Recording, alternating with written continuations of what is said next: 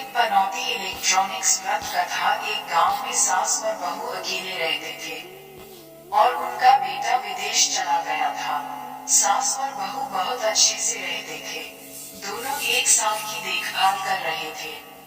एक दिन बहू ने खाना नहीं खाया तो सास ने बहू से पूछा कि आज तुमने खाना क्यों नहीं खाया। तब बहू ने कहा कि सासू माँ, आज मेरी 3 पनौती सब्जी का व्रत है, इसलिए मैंने खाना नहीं खाया।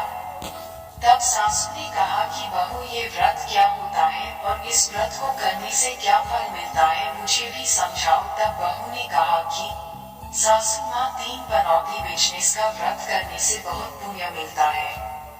घर में अन्न धन बने रहते हैं, सुख शांति कायम है और अटल सुहागरात है और बेटे मिलते हैं।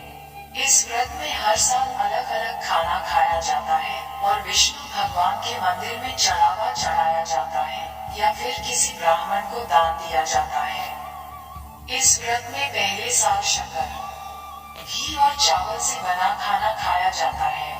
पहले साल के व्रत के बाद 1.25 किलो चावल और 1 कटोरी घी और 1 कटोरी होने वाली शक्कर का दान किसी ब्राह्मण को दान दिया जाता है।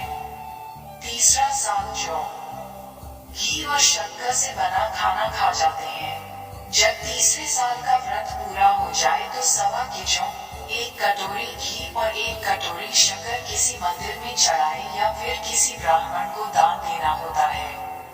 तीसरे वर्ष गुड़, तिल और घी से बने व्यंजन खाने चाहिए। जब तीसरे साल का व्रत पूरा हो जाए तो आधा किलो तिल, गुड़ और 1 कटोरी घी किसी मंदिर में चढ़ाया जाता है या फिर किसी ब्राह्मण को दान दिया जाता है।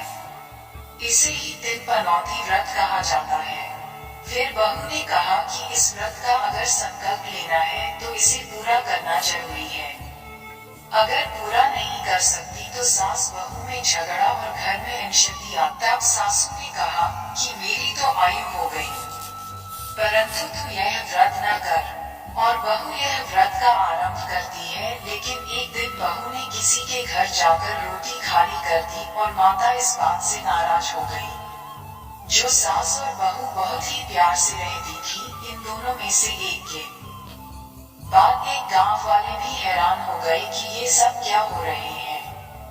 सास अपनी बहू को मनाने लगी कि जब से हमारे घर में बहू बन के आई हो तब से हमारे घर की लक्ष्मी चली गई है, तुम हमारे लिए शुभ नहीं हो। तब बहू ने कहा कि तुम्हारे घर की लक्ष्मी चली गई है तो कहा मुझे बताओ, मैं लक्ष्मी को लेकर आऊंगी। तब सासू ने कहा कि लक्ष्मी तुमको समुद्र के बीच में भगवान विष्णु के पैर दबाते हुए मिले। तब बहू ये जादूगरनी चली गई है कि अब जब तक मैं लक्ष्मी को लेके नहीं आऊंगी तब तक इस घर में पैर नहीं रखूंगी। इतने सारे रहस्य बहू लक्ष्मी की खोज में निकलते हैं। जब बहू लक्ष्मी को पुनः स्थापित करने के लिए दुर्भाग्य है तब उन्हें बिछुए में एक गाय माता कहा जाता है। उसने बहू से पूछा कि तुम कह रही हो। तब बहू ने कहा कि हे गाय माता, मेरी सासू मुझसे कहती है कि मेरे आने से उनके घर में अन्न धन की कमी हो गई है और उनके घर की लक्ष्मी चली गई, तो मैं लक्ष्मी को लेने जा रहा हूँ। तब गाय माता ने कहा कि हे बेटी, अगर तुम जा ही रही हो तो भगवान से मेरे बारे में भी पूछ लिया। तब बहुत बोलती है कि ठीक है गाय माता, बताएं, आपके बारे में भी पूछूंगी। तब मेरी गाय माता बोलती है कि जब भी वह मर जाता है जिंदा नहीं रहता है। भगवान से पूछो मेरे साथ ऐसा क्यों हो रहा है, मैंने ऐसे कौन से काम किए हैं। तब बोली जाती है गाय माता, मैं आपके बारे में पूरी तरह से पूछ लूंगी। यह इकलौती बहू आगे बढ़ती है। अब आगे बढ़ी ही बहू को एक घोड़ी याद है जिससे गले में घाटी बंधी होती है। घोड़े ने ये भी कहा कि बेटी तुम मेरे दुख का दर्द भी भगवान से पूछो। तब बहू ने कहा जरूर क्वेस्ट लंगी। यह निशान बहुत आगे बढ़ते हैं। आगे जाते ही बहू को एक अंधा और बहेरा बुजुर्ग दिखाई देता है। वह भी बहू से अपनी समस्या भगवान से लेकर के लिए रखता है। तब बहू उनकी समस्या भी भगवान से लेकर सुपरमार्केट तक के रास्ते भरती है। आगे जाते ही बहू को एक बूढ़ी औरतें कहते हैं, जो हाथ और पैर से अपाहिज होता है। वह भी बहू से अपनी समस्या भगवान को प्राप्त करने के लिए कहती है। तब बहू उसकी समस्या को लेकर भी प्रोडक्ट के लिए तैयारी कर रही है और आगे बढ़ रही है। आगे जाता है, बहुत थक जाता है और एक आम के पेड़ के आला बैठक जाती है। तब आम का बच्चा प्यार बहू से पूछता है, बेटी तुमने कहा से मैं और कहा जा रही। तो तब बहू बताती है कि वह लक्ष्मी को लेकर जा रही है। तब पेट भी अपनी समस्या भगवान को दर्शन के लिए कहती है कि मेरे पेट पर लगे आम आंसू ही क्यों होते हैं, इस बारे में भगवान से जरूर पूछिए। तब बहू अपनी लेकर समस्या को आगे बढ़ाती है। आगे जाते ही बहू को एक तलाई मिलती है। वह भी बहू को बताता है कि तुम भगवान से पूछ रहे हो कि मेरे तलाई का पानी इतना मैला क्यों है, किसी के भी पिता नहीं है। तब बहू ने कहा है, जरूर पूछ लूंगी और निशान आगे बढ़ती है। बहुत दिन जंगल में रहना बहुत थका देता है। उसे भूख भी लगती है, लेकिन खाने से नहीं मिल पाती। वह थक जाती है और जंगल में बेहोश हो जाती है। उसी समय भगवान विष्णु और माता लक्ष्मी के दर्शन होते हैं। तब माता लक्ष्मी विष्णु जी से कहा गया है कि हे नाथ, आपका ये बहुत बड़ा भक्त है, आप इससे दुखों का बचाव करो। तब भगवान विष्णु कहते हैं कि इस संसार में बहुत सारे जीव दुखी हैं, सभी अपने अपने कर्मों का फल भोग रहे हैं, किस किस के दुख का निवारण मैं करूं। तब माता लक्ष्मी ने विष्णु से विनती की और कहा कि वह भूखी प्यासी है और इसे यहाँ भेजें। अगर ऐसे ही छोड़ दिया तो जंगली जानवर उसे अपना शिकार बना देंगे। माता लक्ष्मी की बात सुनकर भगवान विष्णु एक साधु का वेश धारण करते हैं और बहू के पास जाते हैं। और भी दिलचस्प बातें हैं। बहू के मुंशा में आते ही साधु वेश में भगवान क्यों से हैं कि वह यहाँ है और कहा जा रहा है।